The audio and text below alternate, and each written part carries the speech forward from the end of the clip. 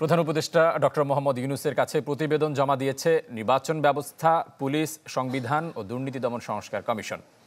এতে রাষ্ট্র সংস্কারের সুনির্দিষ্ট সুপারিশ দেওয়া হয়েছে।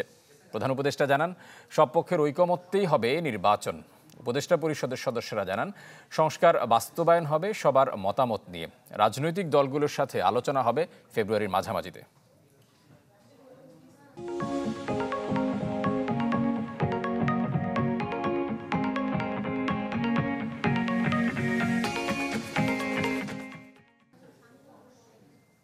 কমিশন গঠনের প্রায় ৩ মাস পর বুধবার অন্তর্বর্তী সরকারের প্রধান উপদেষ্টার কাছে প্রতিবেদন জমা দিয়েছে ৪ সংস্কার কমিশন।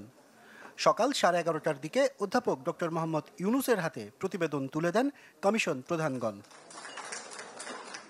পরে প্রধান উপদেষ্টার সাথে বৈঠক হয় নির্বাচন কমিশন, দুর্নীতি দমন কমিশন, পুলিশ এবং সংবিধান সংস্কারে গঠিত কমিশন প্রধানদের। তুলে ধরা হয় প্রতিবেদনের বিস্তারিত। আমরা রাষ্ট্রের 5টি মূলনীতি সুপারিশ করছি। সেগুলি হচ্ছে সাম্য, মানবিক মর্যাদা, সামাজিক সুবিচার, বহুত্ববাদ এবং গণতন্ত্র।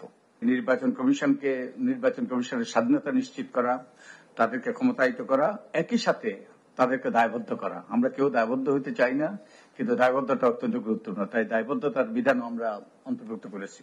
যে আমাদের দেশে কোন স্বার্থের দ্বন্দ্ব নিরসন প্রতিকার আইন নাই।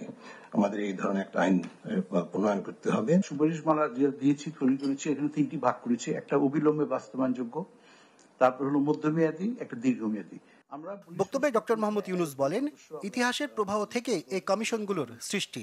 উদ্দেশ্য একটা চার্টার তৈরি করা, যার ভিত্তিতে হবে ঐক্যমতের সরকার। আমি ইতিমধ্যে একটা ঐক্যমত্য কমিশন গঠন করার কমিশনের কথা বলেছি। সেই কমিশনকে অ্যাক্টিভেট করবো আমরা।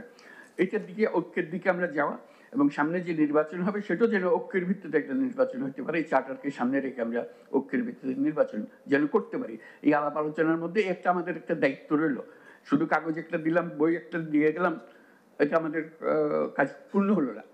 প্রধান উপদেষ্টা বলেন, আগামীতে ঐক্যের ভিত্তিতে এগিয়ে যাবে জাতি।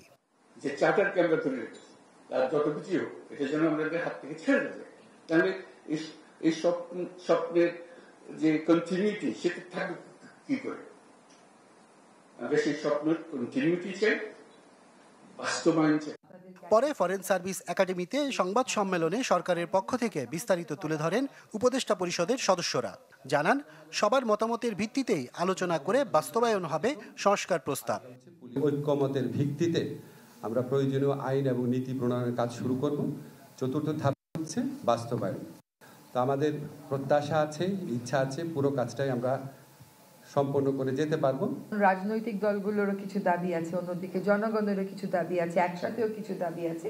তো কোনগুলো নিয়ে আমরা তাৎক্ষণিকভাবে কাজ শুরু করব, রোড ম্যাপটা কি হবে, এইটা এই 1 মাসের মধ্যে আমরা একটা রোড ম্যাপ আপনাদেরকে দিতে সক্ষম হব বলে আমরা মনে করি। ফেব্রুয়ারির মাঝামাঝিতে রাজনৈতিক দলগুলোর সাথে সংস্কার প্রস্তাব নিয়ে আলোচনার কথা জানান উপদেষ্টারা। আশরাফুল আলম আকাশ, চ্যানেল 24, ঢাকা।